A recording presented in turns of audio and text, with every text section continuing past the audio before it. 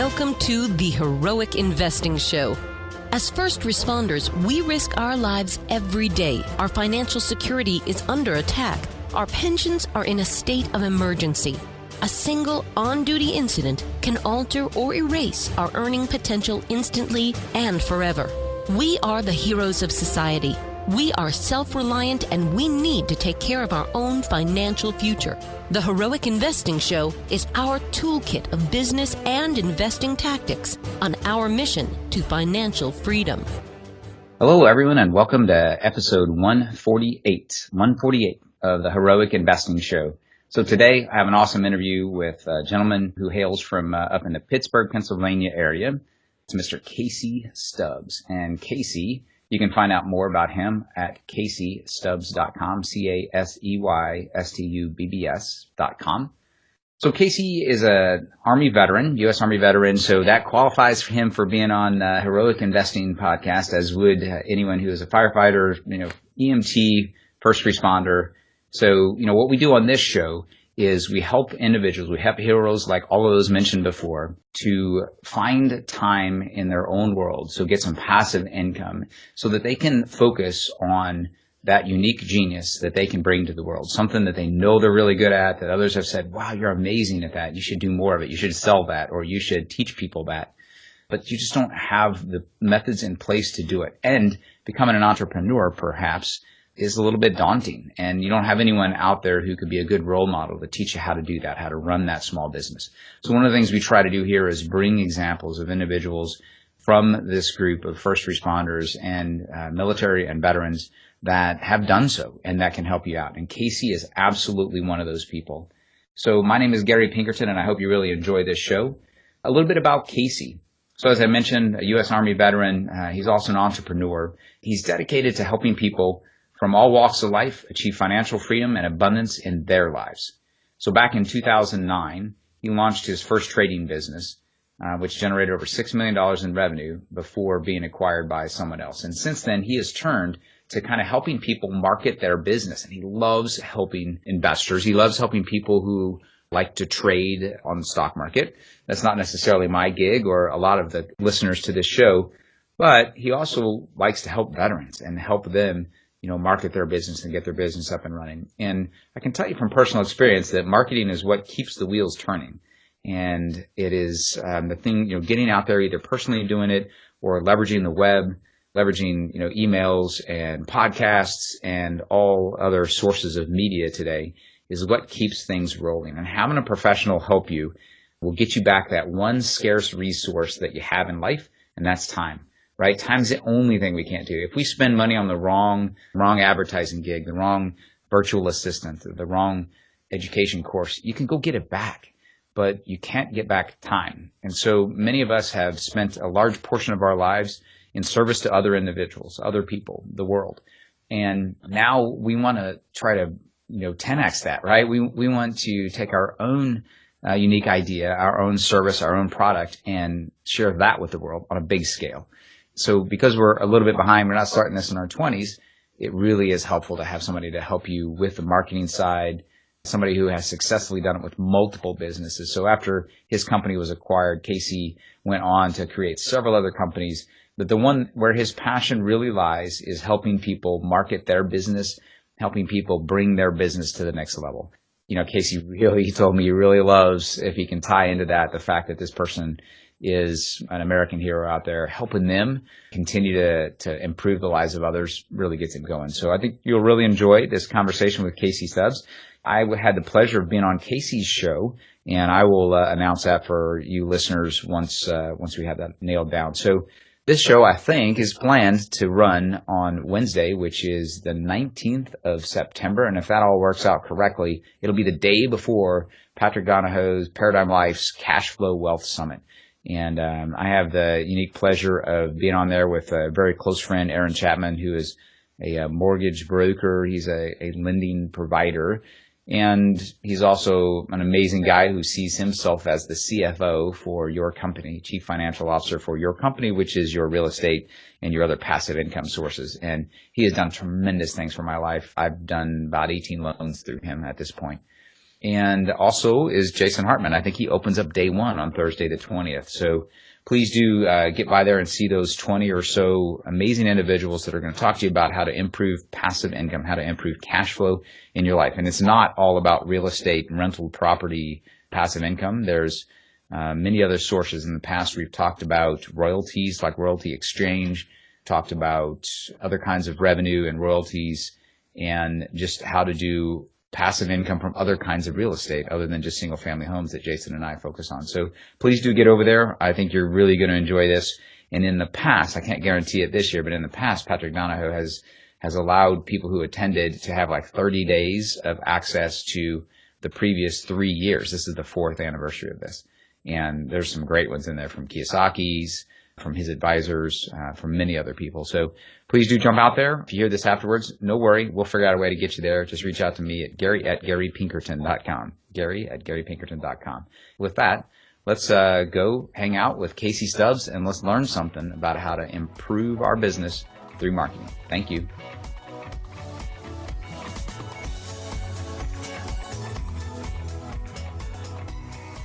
Well, everyone, welcome back, and thanks again for joining me for this episode of Heroic Investing. As I mentioned in the introduction, we have with us an incredible guest, Casey Stubbs. And Casey is an Army veteran. I'll let him talk about the details there. It's a great and storied past, but actually it's not focused exclusively on Iraq and Afghanistan, which has been the case somewhat more recently in the individuals I've had conversations with. Casey is someone who has built a business, and the good news is he started more than 4 years ago, so the startup phase is behind him and he's starting to reap the benefits of it. I think it's extremely exciting to see what he's done, what he's learned, and with his marketing business, but also the advice he has for all of us. So Casey, thank you so much for spending some time with us and sharing your wisdom and your lessons learned with our audience. Thank you for having me on the show, Gary. I'm very excited to be here. Awesome. So another thing you'll hear very quickly is that Casey has awesome acoustics because Casey runs his own podcast. So don't forget to mention that at some point. And Casey, please tell us how you got here, how you ended up with this business and what your military past looked like. Okay, well, I'll start with the military past and then roll into how I went into business. So I started right out of high school, got into the Army because, well, not exactly immediately. I first went to college for about 1 semester and realized that this was the worst experience ever. I didn't really want to go, but I didn't know what to do. So I ended up running into a recruiter in the hallway and was just really glad to be able to get out of college. Went to college for a little bit, then I joined the Army, went to Germany, did a deployment to Bosnia, and then a deployment to Kosovo. And after that, I did another deployment to Iraq. So a total of 3 deployments in the military. Got out in 2005. And after that, I did a little bit of construction. And the construction industry went down in 2008, 2009. As I'm sure you're aware, with the big economy drop, a lot of people had investment losses, but also the construction industry really took a big hit. So I lost my job. And I just started my website on the side just for something to do, talking about my hobbies in investing, and ended up turning that website into a business. I was on unemployment, and by the time I ran out of unemployment, I was making enough money to make that my full-time job. You chose to, as you said, very computer savvy, very interested in computers. So you chose marketing, but in the financial services industry, and specifically to leverage your experience and your interest in the world of trading. So you help traders earn more money faster to improve their craft. Do I have that right? Well, it's close. I don't help them improve their craft. I help them sell their products. Okay. But it does help them improve their craft because they don't have to focus on the marketing. I do this primarily for the financial industry, but it works with any industry. If you have a business, there's really 2 sides to the business. There's your service that you provide. If you're a doctor or you own a doctor's office or a dentist, you have to get clients, you have to get patients. So you want to be an expert dentist and study teeth and learn everything you need to do about getting your skills down. You don't really want to focus on marketing on everything that you need to learn in order to get new clients or patients. So that's where I come in. I help them with their marketing. And I didn't really choose to become a marketer. It just kind of happened. I started the website and realized through the traffic that came that I could use that to earn revenue. I didn't really know what I was doing when I started. I learned along the way, and I'm still here now. So many people I talk to about how they ended up in their business got there that way. It was not intentional. What happened was that's where they were being compensated because they had stumbled across a need that the world had. And in a real free economy, you get compensated because you're filling a need that somebody has. And so you just end up, that becomes your business. And it sounds very similar to yours. So I tried trading as the rookie trader back, in the .com era. Went in late as, there's this really funny phrase in business that's often repeated that goes something like, when two people meet and one has money and the other has knowledge and experience, quickly the individual with the knowledge and experience has all the money, and the individual who used to have money now has a lot of experience. And so that's my experience in the trading world. And I've pretty much gone to real estate since then and got my experience a little bit slower, but I still got a bunch of experience that way with lessons learned and mistakes. I guess my question is, in the world of trading, and you're helping them with marketing. So, a lot of this experience is learned on how to do their craft, but once they have a little experience, they have to be able to leverage it to start the cash flow coming. That is really where and again, to go away a little bit, I guess, from traders, it's really just about helping people reach the appropriate audience with their product or their service, right? Exactly. So yes, I'm doing that in the trading industry, but it really could be applied for anyone. And so I'm thinking particularly of the listeners here that may be working a job, like you said, first responders, military, active duty, or veterans, somebody that is currently working and they're looking for side revenue. They could take a skill that they know and then use that to start a secondary business, and perhaps launch a website, use that to help educate others based on maybe some of their hobbies or skill sets that they have that they would rather work. And you can do it part-time as well while working a job. Casey, you hail from the Pittsburgh area, and I'm assuming you're working a lot with individuals on Wall Street. Do you do most of your work virtually with your clients?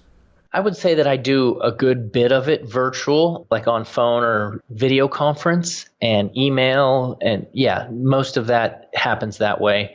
I do have a team here that works in my office, my team that is managing my products, managing my websites and things like that, people that are working with me. But most of my clients are outside the area, which is a great benefit for people that want to start their own business on the side right now, because you can do that from anywhere. A great example is we have the internet, you can travel and work. And so it really doesn't matter where you're at.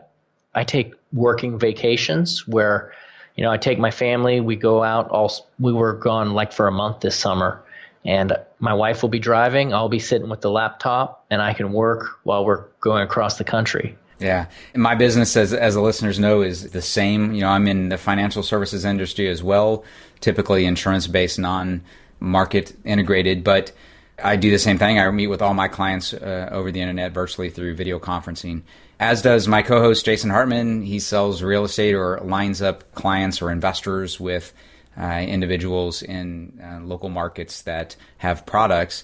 He does that, nationwide as well. So it's really becoming the way of the future. It's amazing how many people are still resistant to doing it or feel that their customers won't relate to them. And for me, it's not the client or the customer that has an issue. It's generally technology, but it's certainly not about trusting people. I think by majority, we're past that. I mean, the ability to see someone on camera, I think provides enough that you can become comfortable with the individual, that they're real.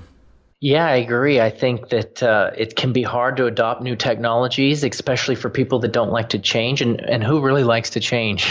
Right. I know it's a tough thing, but you don't want to get left behind either. And so I recommend that people really do their research. I feel like you see things change, like when the internet got adapted or smartphones. A lot of people, they're like, I don't need a smartphone. I don't have any need for it. I don't want to adapt to that. The internet, I don't need that. I don't want to adapt to that. And we see it now with cryptocurrency. A lot of people are resistant to that, and they think that it's not going anywhere, but they're going to miss opportunities. If you're not willing to embrace change, you're going to miss opportunities. You're going to get stuck doing things the old ways. And that's a big thing in business. You got to be flexible and adapt with what's happening in the marketplace. Right, to remain viable, right, to not get ran over. What are some of your thoughts about early lessons you learned as you were growing your business or even starting it? I think the biggest thing that I've learned that I try to apply to this day is don't look at what you want or what you don't have. Look at what you do have and be thankful that you have that. Because when I first got started, I would say, well, if I had a marketing budget, I could do this. Or, if I had somebody to help me out, I'd be able to do these things. And that was really a stumbling block for me. And what I realized was, wait a second, I do have some resources that I can use. And instead of focusing on what I don't have, let's focus on what I do have and start employing that. So I would say that anyone who is looking to do anything, just take a look at what you have, because I guarantee you might not have a lot, but I guarantee that you do have something, right? So when I started, I didn't have any money. I didn't have a job, but I did have a really old computer and a slow internet connection. And I took those two things and I turned it into a business. And I even had to, like my website that I started, I used a free web builder. It's called Yola, right? Where they give you a website for free. So I didn't pay for my website. My email, because I was building an email list to do marketing, I used a free email service that gave me free emails up to a certain point. So I didn't use any expenses, and I just took the limited resources I had, and I took those and I grew them to the next level. And I still do that now. I'm always looking at, okay, what can I employ? What am I missing? Because I know I got some value here somewhere. That's awesome advice. I didn't expect that to be your first or your biggest recommendation, but that is pretty awesome stuff. I'm in a program that Dan Sullivan puts on for personal development and business development called Strategic Coach. And he calls what you just talked about as being not focusing in the gap or not getting stuck in the gap. And that's the gap between where you currently are and where you had just set your mind, heart, and soul that you were going to be at some point in time. And focusing always on that is kind of one of those diminishing returns. You never actually get there because you will move the mark in the future once you get near it. You're preventing yourself, your psychology, from getting that satisfaction and the win that is very helpful in keeping startup businesses going. Rather, if you focus on, like you said, what you currently have or the distance that you have traveled, it's kind of like living your business and looking in the rearview mirror. Like, what milestones have I crossed? And, how amazing is that I've done so much better than last year, or did things faster or more efficiently or with better clients or whatever it is. Focus on, like you said, what you have achieved, not the fact that you're not yet at the goal or you're a few dollars behind where you were supposed to be this month. I've fallen into that trap. I continually fall into that trap. And Dan Sullivan says he does too.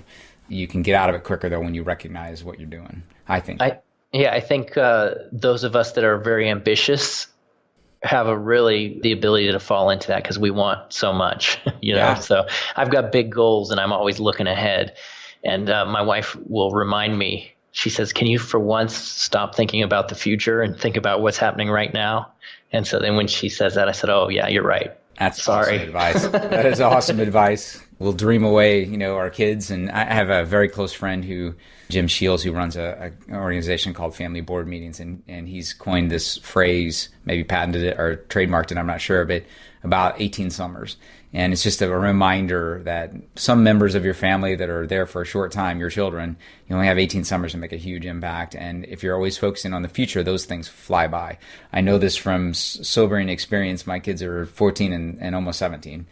And I'm scrambling with time in the military and giving up a few that I didn't have a lot of choice about, scrambling now to try to make those count. But I still find myself doing exactly what you just said. This summer has blown by. And I've only done one trip, so I'm trying to scramble and get another trip in before they go back to school with the kids to get some memories. It's just amazing how quickly those of us that are type A personality, overachievers, which is basically everyone who was in the military and first responders, how quickly we get just caught up in trying to move the ball. Yeah, that's a great lesson, is to try to really enjoy the moment and not focus too much on objectives, because not everything in life is about objectives. It's about enjoying the journey while you're accomplishing those objectives. So enjoy the time. And yeah, I agree. I took a nice long vacation with my family. I actually have 9 kids, by the way, which is a unique thing that you don't hear every day. Total then.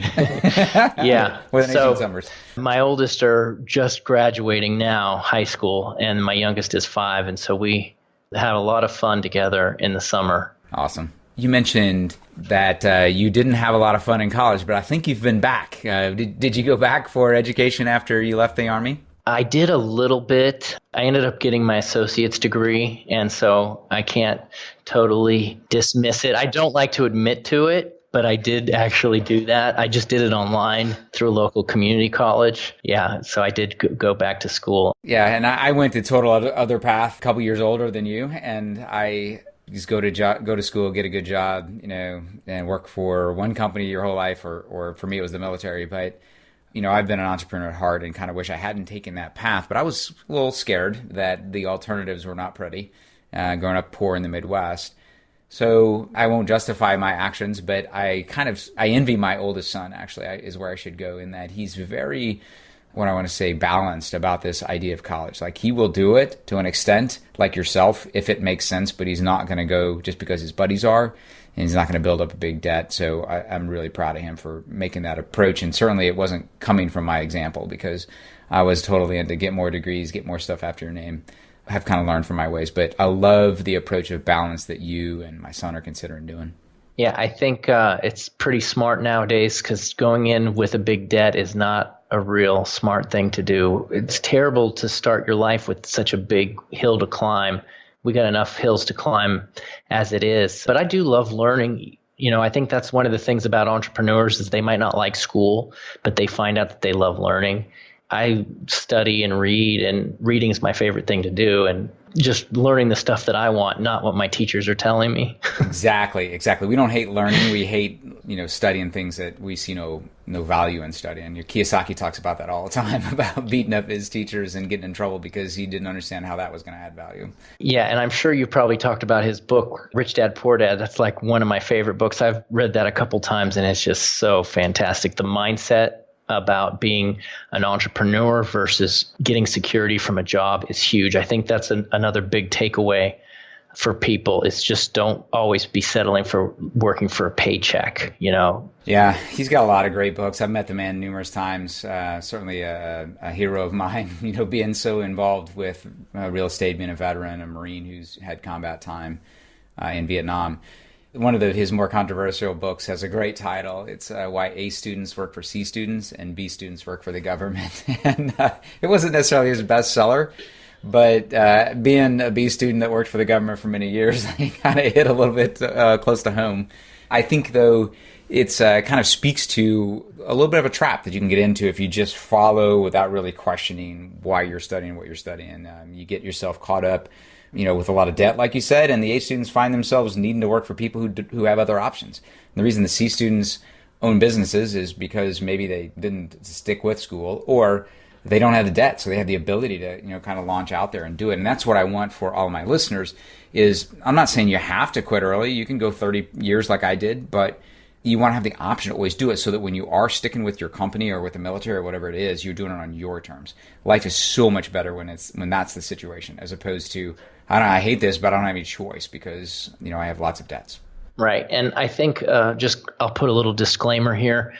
You really should take evaluation of your own personality, because I think being an entrepreneur has to do with traits that are wired into you that you don't really have any control over. Like, you were just born with it. Like, I can't explain why I am the way that I am. It's just, I've always been that way, and it's who I am. Like, I was talking to somebody else about confidence, right? I have a really crazy confidence level that I believe that I can do whatever I want to do if I just set my mind to it. And there's really it's totally illogical, because it's like something that I've never done before, and there's no track record, and there's no reason to believe that I can do it. Yet in my mind, I think I can. And that illogical confidence that doesn't really even make any sense always helps me push through, even though the odds are always against me. And usually I'm taking failure after failure, but I still think I can do this thing. Yeah, well, I think that is entrepreneurship, no doubt. That certainly is a trait that would really help an entrepreneur. I'm hoping that our audience will select out and stop listening if this doesn't speak to them. Great point, though, that you should certainly listen to yourself and not just launch head on into here, because it sounded like entrepreneurship was talked about by this guy who's running a podcast as being better than the alternative. Because there's a lot of people that, that's why the term intrapreneur is starting to become popular, because a lot of people thrive running somebody else's business and they absolutely kill it doing it. And that's where they should be if that's true. Those who want, the opportunity to have no ceiling, be able to be compensated for however much value they add, whether that's 100,000 or 10 million, then, you probably need to be running your own business or be an entrepreneur of some sort. So now you've got this business that's growing, it's running well, it's in kind of I would call the teenager years of a business, maybe even adulthood. How are things different now? I would say at the phase that I'm at right now, I'm pretty comfortable because I did really well right out of the gates, made a lot of revenue and did well, but then I hit a really difficult period. So I ended up having like 10 people working for me and made a lot of money. And then I hit a downturn. Things went against me. I lost every single person that was working with me till I was back to myself. I had 3 down years in a row. So once you start making this upward momentum and then that turns, it's really hard to turn it back up again because you start cutting everything and start slashing everything, and it's just really tough. So I was able to survive the downturn, and now I'm back up to new highs. So I did a 3-year downturn, and then I started to turn it up, and now I'm making new highs. So it's a really good place to be, but it's a really important growing stage in my life, I believe, because in order to go to the next level, which is really my desire, I'm going to have to make a lot of changes, right? Because I'm a go-getter. I can get things done. But now I have to learn how to duplicate myself, how to stop doing things and rather getting people to do things, how to delegate, how to trust my team, how to step back and not participate in everything. Because now I find that the biggest growth bottleneck is myself, because I say, okay, I'll do this, and I don't realize that I'm too busy and I can't do it.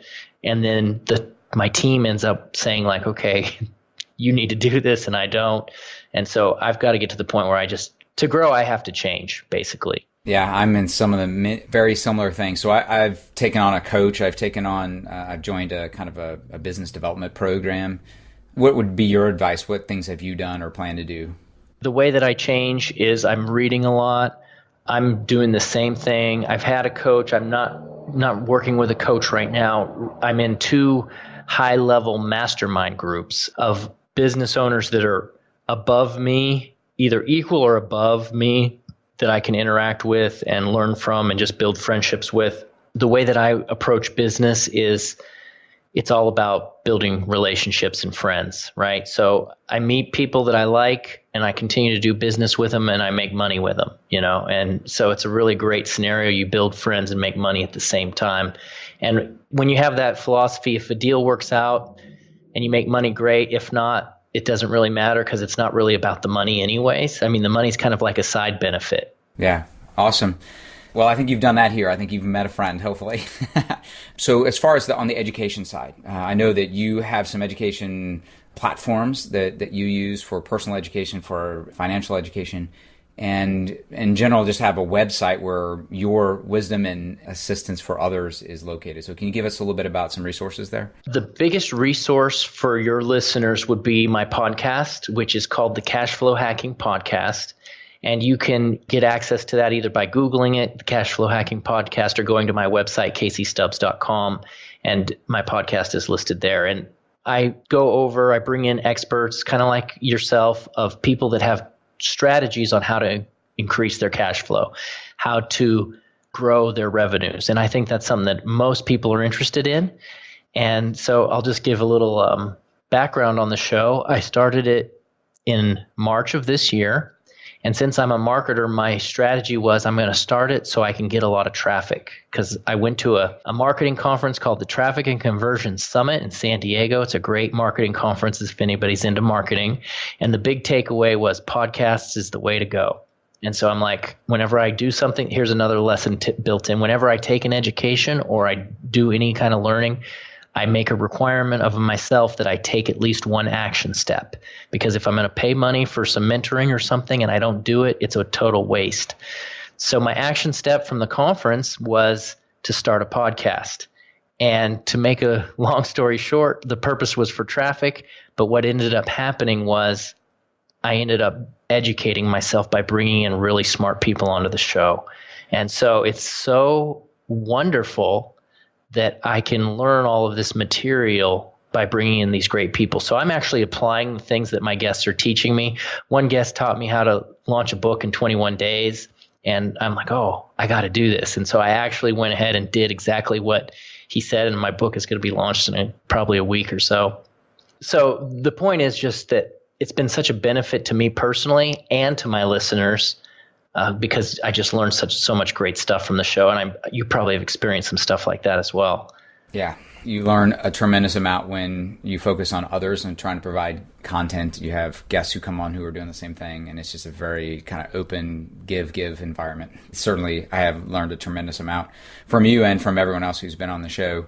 Speaking of that, we're kind of coming to the end. So other than your podcast, how about your website? Are there other places they should go? CaseyStubbs.com is pretty much the main one. You can connect with me on social. If you want to connect with me personally, Twitter's a great place. I'm really active on there. I'm tweeting every day, putting out some tips and tricks and just connecting with people. I meet a lot of great people on there. So you just search for Casey Stubbs on Twitter if you want to connect with me personally. That's awesome. Casey, thanks so much for spending some time with our audience. Thanks for having me, Gary. This has been great. Thank you so much for listening. Please be sure to subscribe so that you don't miss any episodes. Be sure to check out the show's specific website and our general website, hartmanmedia.com, for appropriate disclaimers and terms of service. Remember that guest opinions are their own, and if you require specific legal or tax advice or advice in any other specialized area, please consult an appropriate professional. And we also very much appreciate you reviewing the show. Please go to iTunes or Stitcher Radio or whatever platform you're using and write a review for the show. We would very much appreciate that. And be sure to make it official and subscribe so you do not miss any episodes. We look forward to seeing you on the next episode.